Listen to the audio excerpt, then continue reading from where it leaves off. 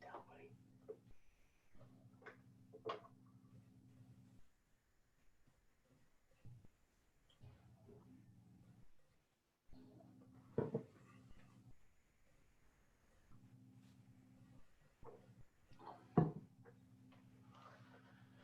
Okay, folks, we'll start in just really shortly. We're just waiting for participants to come in and populate.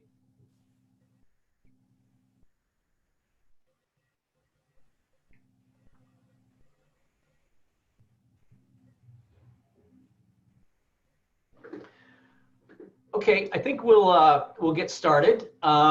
Welcome to everybody. My name is Torie Lanigan. I'm president of the Canada Strong and Free Network, which is the new name of the organization, formerly the Manning Center, now rebranded effective as of July 1st. I want to, first of all, welcome Kate Harrison, who is joining me in Ottawa. So good afternoon to you, Kate. Still good morning for us out here in British Columbia. I want to thank everybody for the questions that were sent in. We had 80 plus questions, and we have, unfortunately, to reduce that to 6 or 7, maybe 8 if we're lucky today for each candidate. And we also tried to find questions that haven't commonly been discussed. Some are common themes, but a lot are ones that we haven't heard them talk about a lot. So to answer the question that always comes up right away, yes, this will be recorded and posted. So with that, I don't want to waste any time. Want to welcome Erin O'Toole. Thank you so much for joining us. I'm not sure where you are right now, but welcome. Thank you very much. I'm in the spare bedroom of our home, also known as my Zoom broadcast studio. Well, do you want to say a few words off the top, and then we'll get into our questions? Absolutely. Well, thank you, Troy, Kate, and Zoe for the technology, and thanks to all of you for joining in. My goodness, how things have changed. As the only candidate that was in the race last time I spoke at the Manning Center on stage. Yeah. We're not on stage, we're on Zoom. It's not the Manning conference or center anymore. It's Canada Strong and Free Network, which I think is great. Last time, I think we had 36 candidates in the leadership. Sometimes it seemed in and around that age, our range. And now we're doing this directly with you, 4 candidates. So it's a privilege for me to be here. I'm a true blue conservative. People know my background. I'm running on party unity. We stay united first. We respect everyone in our movement. Then we grow that movement using conservative ideas to win the country. I'm the only candidate of the top 3 that's in the House of Commons, ready to go, cabinet experience, private sector experience, bilingual, ready to hit the ground and defeat Justin Trudeau, especially in the Greater Toronto area, where when Harper won the majority of the seats in 2011, we formed a majority government. I've won 3 times in the 905. I can win again, but I need your support as members of the party. So I look forward to the discussion. Well, unity's our first question off the top, Erin, because a lot of folks that wrote in have expressed concern over the tone of the leadership campaign. So specifically to you, win or lose, what is your commitment to unity of the party and getting together to defeat Trudeau in the next election? But I'd also say that tone speaks to something else, and that's new party members. I managed to sign up my 2 20-something kids to join the party for the first time, but they've told me that they've unsubscribed to the emails because they find a lot of it's bonking each other on the head. And I think, you know, that I always tell them that's politics, but I think for young people, they're probably looking for something more aspirational, especially on the party level as we're looking to grow and expand. So I'll get you to speak on both of those. Sure. Well, Troy, if they're aspirational, flip them to erinotoole.ca and see the most expansive policy document, Our Country, a call to take back Canada, ever produced in a leadership race. I'm very proud of it. There's some great ideas for the future of our country.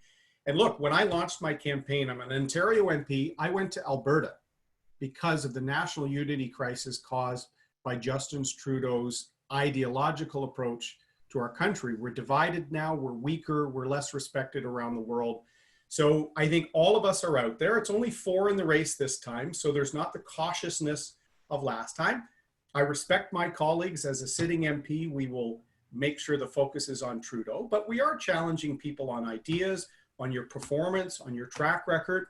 In fact, last fall, a lot of people said our leader, Andrew, who's my friend, hadn't been pushed, hadn't been challenged until the liberal war machine rolled over us and the media hammered us. So I think in these races, it's good to see who has ideas, who respects all parts of the party, and who can hold our ground against a media that's often against us, a liberal war machine that's just waiting to send lies and division about the conservative movement. Who can withstand that? Who has a track record of doing that? They're all my friends in this race. We will come together, but I think it's good that we're challenging each other. I think the isolation means there's lots of emails, lots of social media because we're not on the road. But look, I have a lot of respect for Peter MacKay. I was in the military when he was first elected back in the 90s, and I've known him, great defense minister, but I really do think I'm the leader for the future. I'd love to see Lesley Lewis get into Parliament and join our team. I think she's a great voice. And I've stood up for my friend Derek Sloan. You know, the media piled on him. There was a lot of things. As conservatives, we always have to have each other's backs first, and I've tried to do that. So I think we're going to be united. We're going to defeat Trudeau. Excellent. Thanks very much for that, Erin. And the next question is on Canada's economic and fiscal recovery. And this was by far and away the #1 question that came in from viewers and participants today. How is Canada going to recover from the partial shutdown that's been created by the COVID pandemic? So looking for you to talk about your economic recovery plan and specifically, where would you cut spending? And are you committed to not raising taxes should you become Prime Minister? Well, first things first, I'm committed to keeping taxes low. I will eliminate the carbon tax, regardless of what some candidate keeps repeating all the time. And I will tackle the overspending and get the economy moving. Here's the key thing, Kate. I'm in the House in September, ready to hold Trudeau to account after he has suppressed Parliament. And in 5 months, he has spent $1/3 trillion with no oversight, no debate. How many more we scandals are in that $343 billion? They were late, 2 months late in closing the border from flights from China and other places. We were calling for that. They were late in the response in terms of the wage subsidy, some of the support for small business that never did materialize. So they've actually made the crisis far worse. So we will have to hold them to account so that Canadians can get past this warm feeling of seeing Trudeau in front of his cottage every day. I will be the one to do that in September. My plan is simple, actually. We have to follow the logic that Stephen Harper and Jim Flaherty used in 2008, 2009, have a dedicated plan to reduce the overspending and get back to balance. Stephen Harper took 5 years with a $60 billion deficit. This will likely take 8 to 10 to make sure we can get it down in a measured way. But the second part of the plan is even more important. We need a private sector renaissance. That's why in my first 100 days, I eliminate the ideological Bill C-69, the tanker ban. I also introduce a National Strategic Pipelines Act, this approach to give cabinet approval of pipelines to tidewater or refinement up front. I also have a Save Small Business plan that will make sure that the 2/3 of Canadians who actually work for a small or medium-sized business see those businesses survive. As people come off all the programs, we need full employment or as close as possible. So we need the resource sectors to not only do well, but to be defended by their prime minister, and innovators, entrepreneurs, and small businesses to make sure they weather this storm. I've got more detail on my website, but my track record shows I get things done.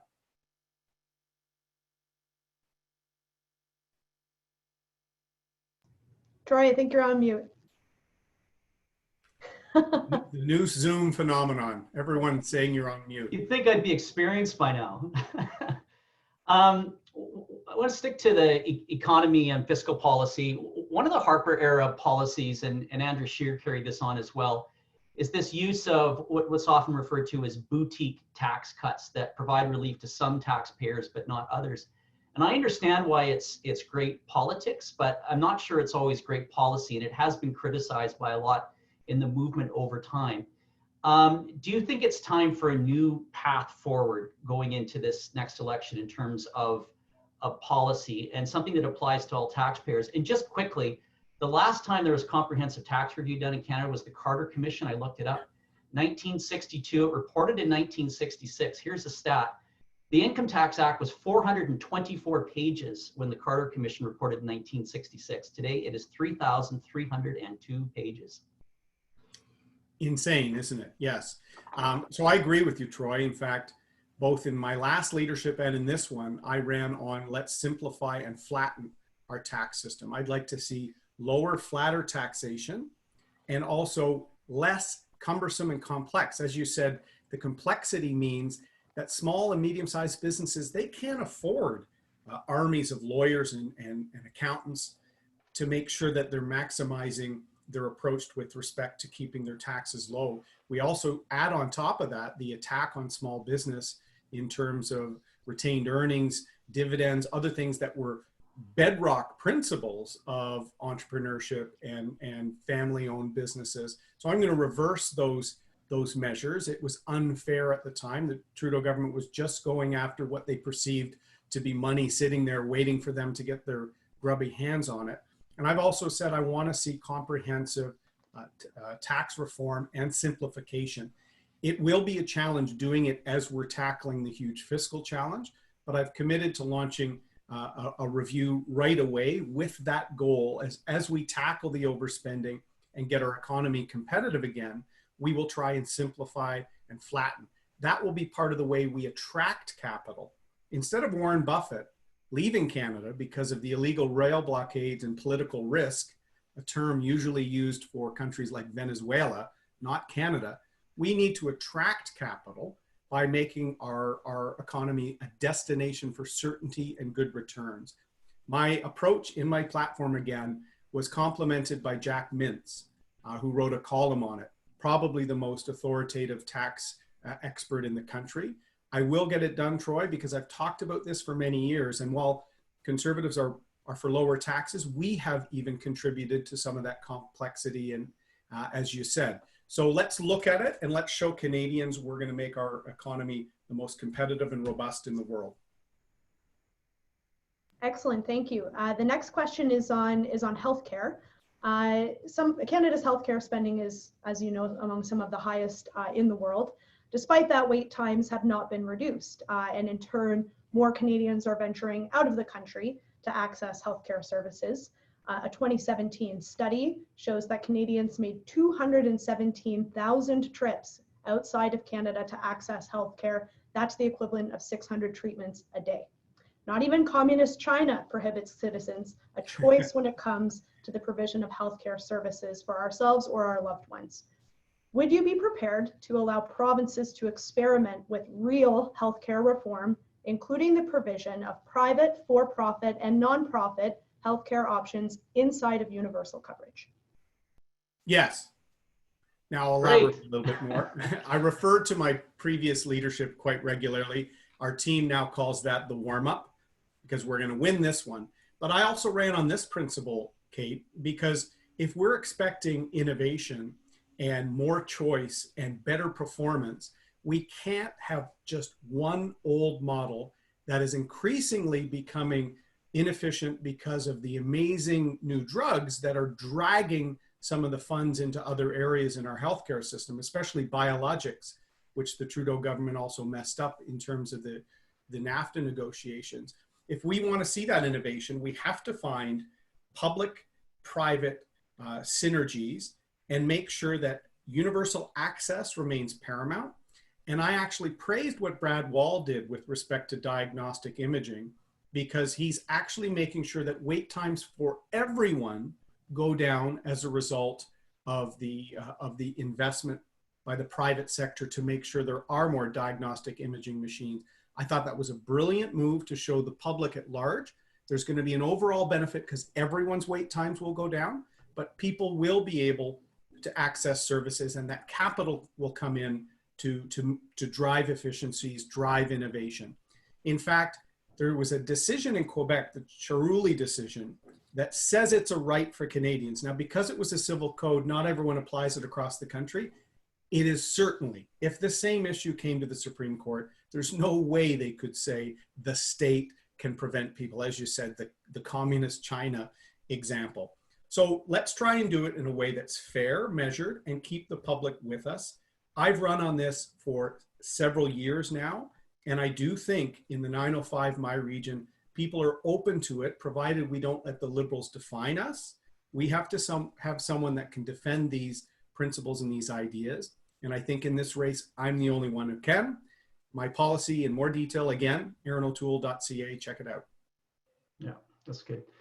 Okay, moving to world affairs. Our relationship with the somewhat mercurial occupant of the White House is well known to everyone. But if polls are to be believed, our next prime minister that may well be dealing with a Democrat president who poses a whole different set of issues for Canada on trade, energy, military cooperation, and especially climate policy. Elements of the Green New Deal, which Mr. Biden hasn't endorsed entirely, but he has said things like he will rip up Keystone XL. So how would you approach a Biden presidency? I don't know if you've been asked this before, but curious. I haven't been, but we approach it with a smart, serious policy where we drive for Canada's interest, and we do so in a way where we try and find mutual areas of interest so we can do something that's actually in Canada's best interest, but the US, it will help them too. NORAD is the starting point, Troy. This is why, as Shadow Minister a few years ago, I announced Canada was in favor of going into ballistic missile defense, as at least the Conservative opposition was. And I said to Minister Freeland at the time, we need to show the Americans that only Canada is their partner on homeland security through NORAD, not Mexico, not any other country in Nato. We need to leverage that special security relationship to make sure we have better outcomes. President Biden, his family knows military service well. When I go to Washington, I meet with members of Congress who are veterans. And there's an instant bond because I served in our Canadian Armed Forces and sailed and served alongside US forces. It actually allowed me to help get the tariffs removed when I had meetings with Dan Crenshaw, a Navy SEAL Texas congressman, that went so well, he invited me to a Republican caucus meeting where we made the pitch to remove the steel and aluminum tariffs. Now, the CBC will never tell you the Conservatives helped get them removed because that, I think, is their mandate.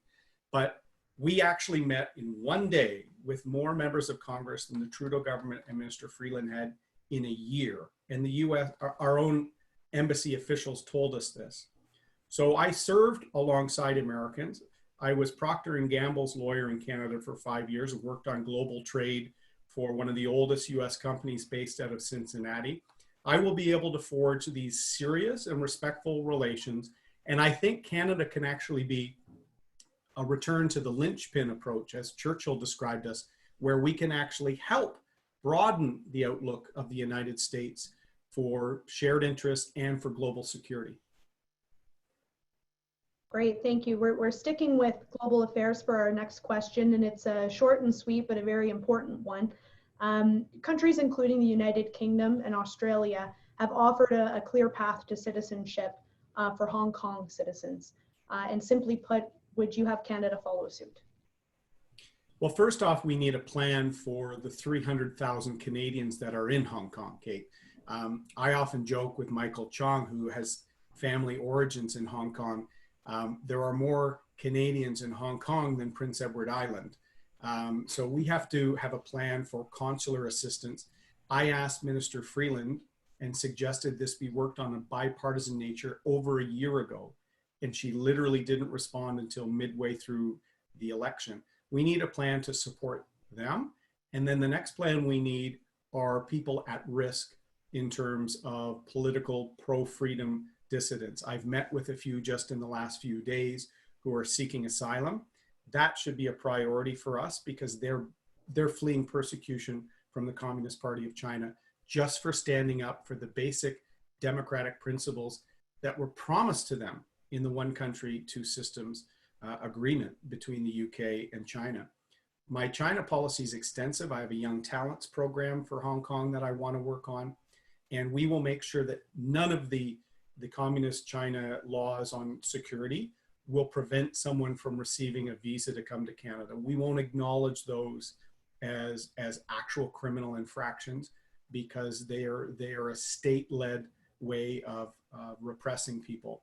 But beyond that, the British have a very extensive program because they already have a specific path to citizenship for hundreds of thousands of people. So I think that's where we need to be now, help acutely with our allies. And I've been standing up as the Shadow Minister for Foreign Affairs to China for the last 3 years especially, but 5 years ago I said that Canada should not allow Huawei into our 5G infrastructure. 2 years ago I asked Trudeau about Taiwan being excluded from WHO pandemic planning. I asked him that in the House 2 years ago. We've been holding them to account, and my motion in December, the first defeat for the Trudeau government in the House, was to create a new parliamentary oversight committee for Canada-China relations. If any of our members are serious about a principled approach to foreign policy, in the same vein as Stephen Harper, I am your candidate. Great, thank you for that. The next question that we have is on social issues. So moral issues with ethical dimensions, such as those pertaining to abortion, LGBTQ rights, and assisted suicide, are very difficult to handle in the political arena, period, and they've been particularly problematic for the Conservative Party in the past. Assuming that avoidance of these issues is improbable, what guidelines do you propose for dealing with such issues going forward? A simple guideline: respect for all voices in our party. There are no albatrosses in my Conservative Party. We have to, as a leader, respect all voices and then try and forge a way forward together as a caucus in a way that we can win the country. Now, everyone in our caucus and most people in the party know that I have a consistent record standing up for rights. I've said many times, I didn't get into Parliament to remove rights from Canadians, whether women's rights, whether LGBT rights. I will defend rights. I will also defend free speech, conscience rights. And I think that needs to be our approach. It does mean that our principles of free votes and other things that are core to our party will mean that we'll have to work with our team to try and advance things in a way that's respectful. There will be disagreement. I was in the minority years ago when I voted in favor of an LGBT right bill, but Stephen Harper allowed free votes. And I think that's an important part of our party. Mr. McKay has flipped his own position within this race on the subject of free votes for all MPs. I think consistency, respect, and making sure that all Conservatives can see some of their principles and policy goals reflected in our movement. But as I said, as leader, I will be very clear. I want to defend the rights of all Canadians. That's kind of my military ethos, is defending those rights and building a prosperous country for everyone. So that will be the tone I set, but I will make sure that all voices can see their aspirations reflected and respected in what we do as a government. I think we're doing well for time, so I'm going to throw an extra question in here related to that, is that every election, it's just a steady drumbeat of Conservatives are intolerant. They don't like women. They don't like children. They don't like seniors. They don't like puppies. You know, the list just goes on and on. How do you, I mean, it's a question we ask ourselves all the time, but how to deal with this? Because it's incredibly frustrating to get through to real issues when this constant drumbeat that just distracts from the discussion of real issues is so constant by opponents and oftentimes by the media. We take it on directly, Troy. We don't let the Liberals define us or the media define us. Conservatives will define ourselves. And as your leader, that's what I will make sure. It's why I've been fighting cancel culture for 3 years. I launched my race in January and talked about cancel culture and statues. People thought I was crazy. Now Malcolm Gladwell and J.K. Rowling are signing letters on the very issue because the Liberals try and silence you or cancel your opinion by calling you names. I will fight back with knowledge and with respect. And I think that's what our members expect. And when I voted on that LGBT bill, for example, there was different points of view in our caucus. So I didn't try and make it a divisive point. But you know who skipped that vote?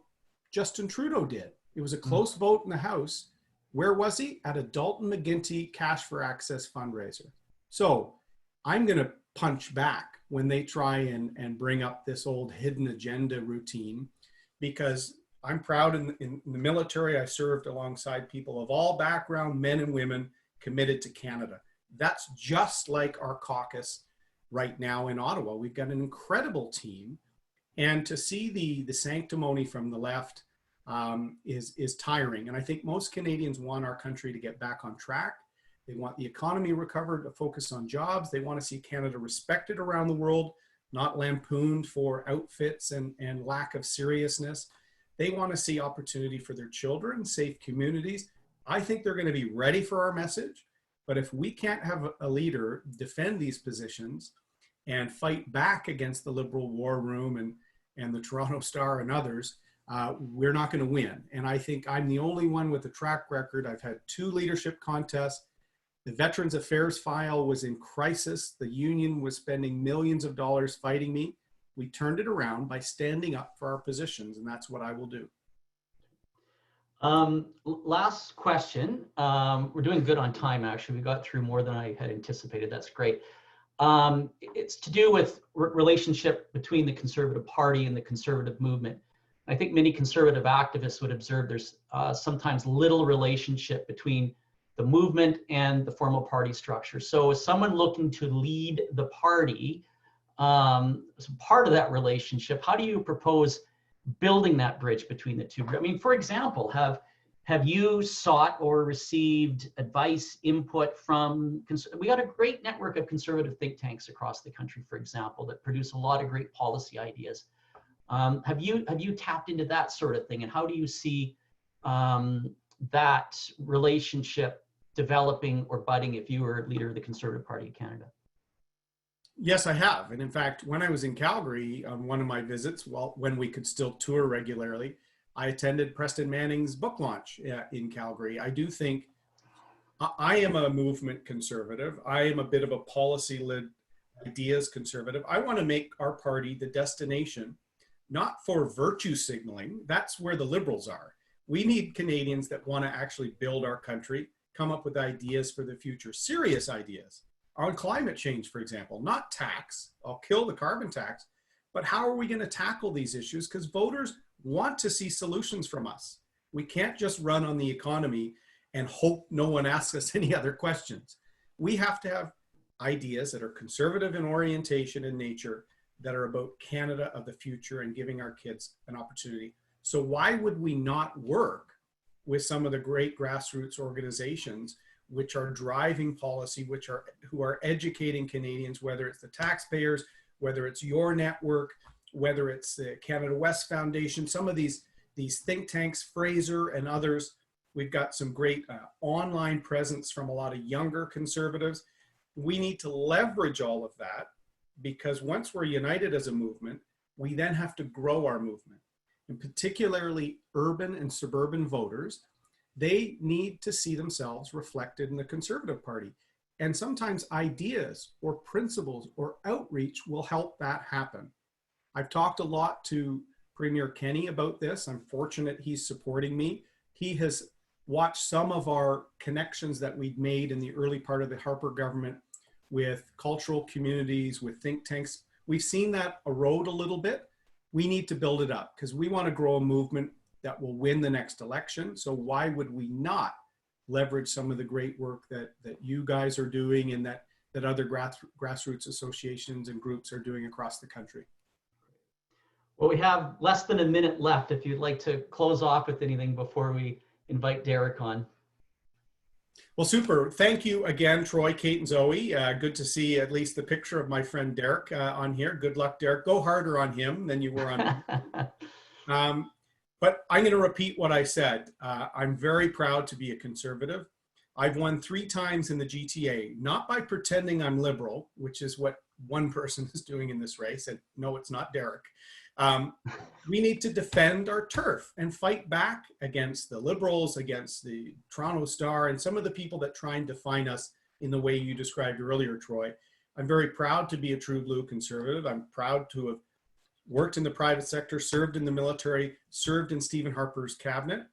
I'm ready to win where we need to win by keeping the party united and us focused on a bright future for all Canadians. So any of your members that are members of our party, I sincerely ask for your first vote in this contest. We can unite after we win, and I am ready to hold Trudeau's feet to the fire in September to get to the bottom of we and to uncover likely tens of millions of dollars of other money thrown to some of their insider buddies. This is the third ethical scandal for Justin Trudeau. Strike three, Justin, you're out. Thank you so much for joining us, Erin. We Thank you, appreciate Erin. it very much. Thank you. See you, Derek. Okay. Derek, welcome. There, I think he's there. I'm here. Yeah. Oh, yeah. You have to unmute me. Perfect. Okay. Thank you so much.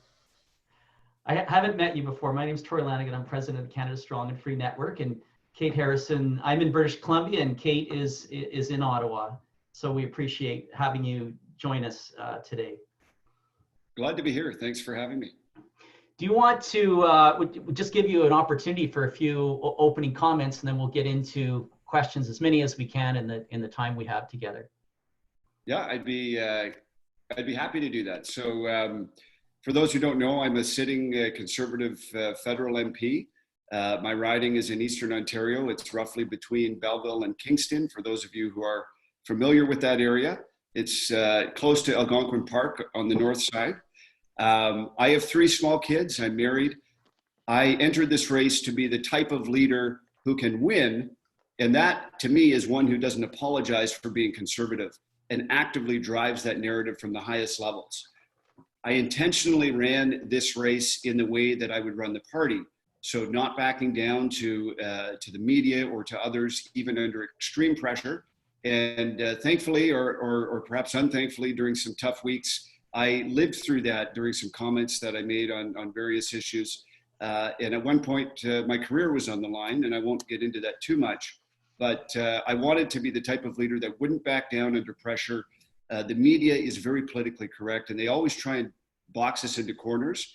And what I find as a party is when we're boxed in, we often apologize. And I don't think that is a good strategy going forward. We can't apologize. We need a bold conservative movement that will fight and win on the facts and on the narrative. And we can't water down our movement. So we have two choices. We can stand firm to conservative values and principles and draw the population to our ideas and to our vision, or we can water down our ideas and move to the center. And I, of course, believe we should do the former as opposed to the latter. I am the only candidate that wishes to withdraw Canada from the Paris Agreement. I think we should defund the World Health Organization.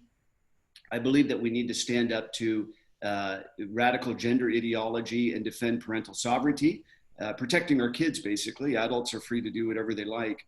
That's why I oppose Bills C8 and Bills C16. And in fact, I agree with what the UK is doing, where they're not letting minors have gender reassignment surgery. I don't believe that's a choice we should be allowing kids to make, and I would make that illegal if I was leader of the country. I will, of course, oppose cancel culture in Canada, but also in our own party. I will never block a candidate from running because of, because they're conservative or anything like that. Local candidates will always be allowed to run if they're elected. And I'm also the only candidate that would reduce immigration levels and address foreign influence in Canada through anti-infiltration units that address things like political entryism and foreign funding of special interest groups and other threats that we have. So I'll never back down in conservative principles, and thank you for having me here today. Great. Well, thanks very much for that, Derek. And we'll begin with the Q&A portion of the webinar today. You touched on your opening comments about recruiting young people to the movement and drawing more people to the Conservative Party. And for those that don't know, you are the youngest candidate in this race. You've also branded yourself as a social conservative and have spoken passionately about social issues. I think it's fair to say that your views may buck the trend for millennials. Many young people are more secular than in times past. I'm curious to hear how your vocal support of social conservatism squares with young people. And how do you feel your personal political views may impact the ability to recruit more young people to the conservative movement? Yeah, that's a really good question. And I think it's actually one of the most misunderstood aspects of of conservatism and where we can actually expand our movement. And you know, I'll just put it out there to people who may be skeptical of what I'm about to say, that if the obvious answers were always the correct answers, we would have been in government ages ago, and we would be in government forever, because we always do the obvious thing. But the obvious thing is not always the right thing. And I would actually dispute the premise that millennials are somehow, you know, more liberal than usual, or more you know, anti-social conservative than usual. And you know, I would add, yes, I am the youngest candidate, and I'm 35. And if I were to win, I would, if we did win the next election, I would also be the youngest prime minister in Canadian history. Of course, the current youngest prime minister is Joe Clark, who was elected as prime minister the day before his 40th birthday. But based on the schedule, if I were to win, I would be the youngest prime minister. And it is good for conservatives to, you know, be the youngest. We also had the first female prime minister. So these are good legacies for us to have. There was a very interesting study that came out in 2014. The New York Times spoke about it. Many major newspapers spoke about it, out of San Diego State University. 29% of millennials in this broad-based survey that looked at a variety of data points ID'd themselves as conservative. So, sorry, 29% of high school graduates ID'd themselves as conservative. In 1976, in the midst of the baby boomers graduating from high school, only 21% of them ID'd themselves as conservative. Obviously, generations get more conservative as they age. So for millennials to be starting at that point puts us in good ground for growth in that region. So I don't believe that millennials are a monolithic block. Obviously, there's many different types of millennials. But the idea that they're not conservative or are not open to conservative principles, I believe, is wrong. There's also good indication to show that millennials are more pro-life than other generations. And I looked at a variety of polls over the last 5 or 6 years, many of them done in the United States, but I believe the trend is similar, done by national polling agencies. And they show that millennials are more likely than older generations to believe in certain incremental pro-life policies. They believe, for example, they're more likely than other generations to believe that a ban on abortion after 20 weeks is a good thing, to believe that Planned Parenthood should have been investigated by the Department of Justice, and other policies as well. There's the General Social Survey, which always showed, the General Social Survey in the States has been going on since the 70s. It always showed that younger people were more likely to be in favor of abortion. After the year 2000, it started to switch. And many millennials score very high on incremental pro-life policies. And I won't go into that more. I know our time is limited. But, you know, these studies show that conservatives can do quite well with millennials if we could learn how to communicate with them. So millennials get most of their information online. They prefer short videos and memes rather than long presentations. And so we have to capitalize on this trend. My own experience with young conservatives in our party, I've been surprised to see how full spectrum they are. So what I mean by that is, yes, they're conservative on many issues, but they're very often social conservatives. Not always, but more often I find than other age groups, which is a surprising trend. We can't ignore that trend, whether it be within our party or elsewhere. I also don't believe that millennials are single issue voters. But I do believe that they want a big vision for the country. And so we need to make plans that show demonstrable gains in addressing social ills, whether it be housing, poverty, healthcare, the environment.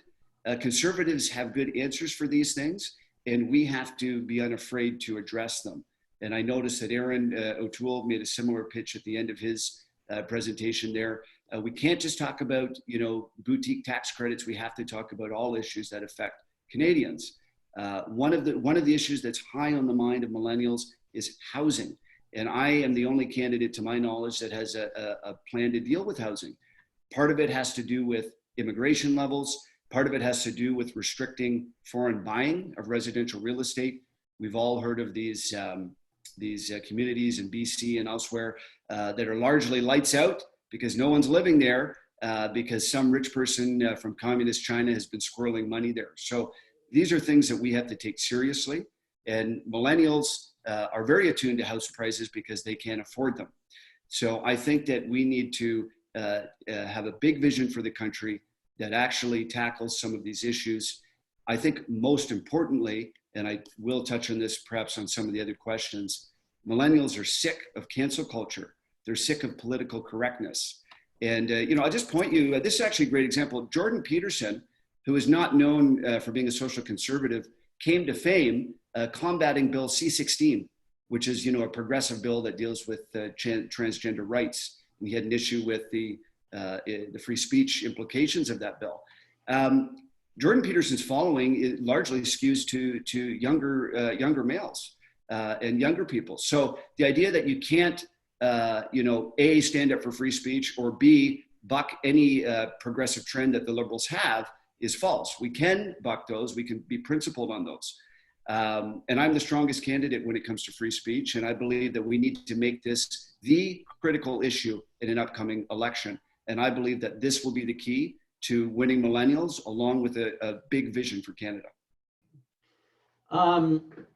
Let's switch to fiscal economic issues. This is far and away the number one grouping of questions that came in from viewers, and that is how we manage coming out of this COVID crisis. There doesn't seem to be much concern by the current government about the amount of money that's being borrowed, and it's about $940 million a day, incredibly, when you break it down. And there's not even as much concern with the public, I think it should be the case. And it's not just the debt that's being racked up, but it's also the demographic shifts. We have the situation where the population is aging, and that's going to put a lot of pressure on our programs and our delivery of services. So speak to that, and also speak to what's the big challenge for people going into elected office is to challenge that we're going to have to cut spending. So where are we going to cut spending in a meaningful way to get our house in order? Yeah, that's a really good question, and it's certainly high on the minds of conservatives. You're right; it's less on the mind of others. I suppose it could be right now. People are just glad that they're coming out of a pandemic, but I believe that the mind of the public will shift. I believe that in the coming months and years, there will be a greater concern and scrutiny for what Justin Trudeau and his government has done. So I believe the plan to get us out of this is it's no different than our plan should have been 6 months ago or 8 months ago. Obviously, it's more critical, and in many ways, it gives us the impetus to maybe implement some of these things. So I agree with you. I think we, as conservatives, we have to stop skirting around the issue that federal spending should not be cut. I mean, when you listen to some leaders, they kind of say like, well, efficiency review, they hesitate to say, we have to make some cuts because they've been burned on that before. But we do have to make cuts. We have to do basically a line-by-line review of where our spending is going, and we have to reduce spending. That's only part of the equation, though. The other part is growing our economy. And the only way to do that is to get our energy sector back on track, to cut taxes, to cut regulation, and to promote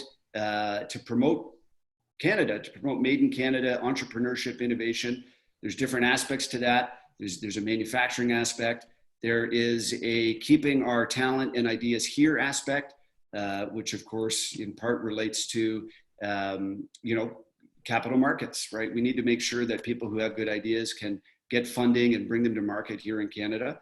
So there's different ways to address that. I think we need to start looking at crowdfunding as playing an important role in getting, initial ideas off the ground. There's crowdfunding gets caught up in a lot of securities rules and which are too onerous when it comes to that type of thing, in my view. So there's a lot of things that we need to do, but there's no magical solution. It's doing what we always need to do, which is address federal spending and reduce it, and then also dealing with ways to grow and expand the economy. Great, thank you for that. So the next question we have is on healthcare. Canada's healthcare spending, as you know, is among some of the highest in the world, but wait times haven't been reduced, and as a result of that, more Canadians are venturing out of the country to access healthcare services. A 2017 study shows that as many as 600 treatments a day are being provided to Canadians out of the country, resulting in 217,000 trips a year. Even communist, or not even communist China, excuse me, prohibits citizens a choice when it comes to provision of healthcare services. So would you be prepared to allow provinces to experiment with real healthcare reform, including private, for-profit, and nonprofit options inside of universal coverage? Yeah, listen, I think we have to think of new solutions to healthcare. And if that number of Canadians, I believe you'd sent me a document saying 270,000 trips out of country, I'm guessing that's annually for medical treatment. That's money that should and could be spent here. And I believe if a province wants to experiment with models outside of government to run, parallel to the government option, I believe in provincial jurisdiction. I believe we should be trying new things, and I would not interfere with that. You know, I wouldn't be, you know, to be very clear, as a federal government, I wouldn't be funding, you know, for private for-profit institutions, but I have no problem that they operate, and I'll respect people's choices in that matter. So I mean, a lot of our healthcare in Canada, when we include that to mean dental, you know, mental health, chiropractic, rehabilitation, you know, I've seen stats that up to 70% of our global healthcare is already private. So I believe that we need to not stick to platitudes, but look, how can we make healthcare the best and serve the needs of Canadians in the best way? And I think that looking at different options, like you've stated, is a great way to do it. Moving to world issues right now, you've spoken out against Canada's involvement in certain organizations and agreements such as the Paris Agreement, which you talked about off of the top, the World Health Organization and others. So moving out of these things, can you articulate a vision for Canada in the world? Are there global or multinational alliances you believe Canada should remain in and be part of? So I'll leave that, let you take that from there. Sure. So I believe that Canada's role should be to promote freedom around the world. And I believe that we should prioritize voluntary coalitions of free countries. I like NATO. The British Commonwealth is a good community of countries to be involved in. La Francophonie. These are international alliances that I believe can do a lot of good. And we should increase our involvement with them. I believe we should scale back our involvement in the United Nations. There's a lot of bad actors in the United Nations. It seems to be under the sway of certain dictatorships. It's increasingly influenced by communist China. We need to carry our weight in the world in other ways. I believe we need to increase our military spending to 2% of GDP, which is in line with our NATO commitments. We need to coordinate with our allies better and ensure that we promote Arctic sovereignty. I believe, as far as trade goes with other nations, I believe in free trade with free nations. So the United States, the agreement with the United States and Mexico, of course, is a good thing. We need to do everything we can to get better deals for forestry, our resource sector, steel, agriculture. I think the CANZUK idea is a good one. I'm also in favor of expanding trade with Latin America, Japan, and others in East Asia to reduce our reliance on China. I think we need to, as a global community, work to reduce the influence of China. And so to this end, I will also block state-owned enterprises of the Communist Party of China from buying assets in Canada's natural resource sector or IT sectors, and work with the USA to secure the release of the two Michaels. I also believe we should welcome Hong Kong dissidents and work with other allies like South Korea and Taiwan. Great, thank you very much. So we've got 3 to 4 questions left and about 10 minutes on the clock. So we'll try to move through these as best we can. So the next question has to do with outreach to voters in urban communities. You talked about where your riding was situated. It's obviously a primarily rural area, and there's no doubt Conservatives, big and small C, have had considerable success in appealing to rural voters. So wondering how we can take those successes and translate it into more support in urban ridings, and what your plan would be to appeal to urban voters. Yeah, so we actually have some good examples here in Ontario and across the country of doing well in urban areas. And I believe it comes down to two things. It comes down to having explicit talking points on things that urban voters are concerned about. So, for example, housing. We went into the last election with very little to say about housing. We need to have a robust housing policy. We need to deal with some of the other issues, transit, things like that impact urban voters. Another thing, again, which bucks sort of common sense wisdom, but which is reality. Many new Canadians are far more socially conservative than Canadians that have been here for a long time. And they're primed to vote Liberal because they're told that Conservatives don't like them. So if the only thing we have is, oh, we're going to cut your taxes, that doesn't give them enough of a reason to vote for us. But if we have some policies that deal with some of the things that they're concerned about, I think we can make great inroads into those communities. And I'll just give you some examples. If you look at Doug Ford, who's our Ontario Premier, Progressive Conservative Premier, he ran against liberal sex ed curriculum in the schools. And he got a tremendous support in the GTA from a variety of different groups on that issue. And he swept the GTA. The Liberals went from a majority to only holding 7 seats in Ontario. So, these are standing up against, we can have incremental pro-life policies, being against radical sex education, being against promotion of gender ideology with kids. These are things that really can differentiate us from the Liberals, and we can't be afraid to do that. And I think that it can really open up our sphere in urban areas. And, those people who will be turned off by that, of course, I believe more people will be gained than lost by that strategy. And I think that we need to take that very seriously. Another example of that is Harper, prior to his 2011 majority, did a variety of things. He stopped funding international abortions, for instance, and we still did very well in the GTA. So I think there's different things we can do that touch on values issues and can reach out to those communities. Also, we need to have serious plans when it deals with housing. And I've mentioned that a little bit before. You can go on my website and learn about that more. But we have to deal with, these millionaires from China just buying 10 or 15 condos at once. The idea that the housing is only a supply side issue is false. Toronto, over the last couple of years, has often been the fastest growing city from a housing standpoint in all of North America. So that we are building a lot of housing units, and it's about people from an immigration standpoint coming to Toronto. About 150,000 people on average settle in Toronto every year, and we have less than 30,000 new housing units that come online. So that's one issue. Money laundering is an issue, and unrestricted foreign purchasing is an issue. But we need to take these issues seriously, and if we do that, and we're not afraid to touch on values, we can win urban votes. Great, thank you for that. The next question that we have deals with fake news and misinformation. Misinformation online and fake news are both obviously very hot button issues, and often these butt up against the principles of free speech as well as individual decision making. Conservatives themselves often don't seem to be aligned on the role of government or companies or citizens in this debate. Where do you stand on the role for all 3 of those entities, government, companies, and citizens, in how information is governed online? So I think this is a great question, and I think that Conservatives need to be united on it. I'm very strongly against censorship. I believe that it's up to people to be critical of the information that they receive.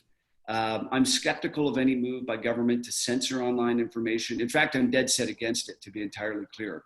I also don't believe that social media companies should censor information unless it breaks some very clear codes of conduct. For example, threatening somebody, if you want to have a basic, if you want to say you can't use the F word or something, those things are fine. Those are clear. Those aren't political decisions. To me, the real issue with social media is deplatforming and banning people for expressing political or moral views. And this has to stop. I don't agree with some conservatives who feel that it's infringing on Facebook's rights to free speech to tell Facebook not to ban conservatives. There was a great interview that Rebel News came out with a little while ago with a person who worked for Facebook in the United States in a censorship capacity in the 2019 election. And this person said that his unit censored tens of thousands of posts that were critical of Jagmeet Singh, or comments mentioning open borders. And if a social media company does that on my watch, I will consider that election interference. And, you know, President Trump made some comments lately that social media companies are immune from libel and other laws because they claim to be neutral. And, you know, he has said that social media has unchecked power to censor, restrict, edit, shape, hide, alter virtually any form of communication between private citizens. And there's no precedent in our history for this type of interference. So I don't believe that they should have this right. They can't claim freedom as a neutral platform and then editorialize on the other hand at the same time. So you're either a neutral platform or you're an editor that's subject to libel and other laws. So I believe that our social media platforms have to be free and neutral and not subject to this behind the scenes banning or shadow banning. I think it's a major issue in our time, and I will address it as leader of the party. And we can't be afraid to address these things as conservatives. Derek, if you are not successful in this leadership bid, is there one issue, if you had to choose one, that you want to carry forward or be identified with or be a champion of, because you obviously hold very strong views on so many things. If you did have to choose one that you wanted to be a champion of carrying forward, what would it be? Yeah, so we have to make defense of freedom of speech, freedom to believe, freedom to form convictions and act in your convictions the number one priority of our party. And, you know, for those who think that this is a religious thing, they're wrong. The left is weaponizing politics to systematically exclude those with different views. It doesn't matter what orthodoxy you're questioning, whether it's related to the environment, to gun control, to race relations, to family values. The left attempts to label you and destroy you, and they try to seek for your job and your reputation.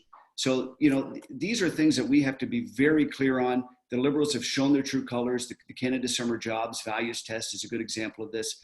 That's just the beginning of what's to come, in my view. We need to be the boldest and clearest party on defending free speech and the freedom for people to have their own opinions. And we need to go to the line for those values.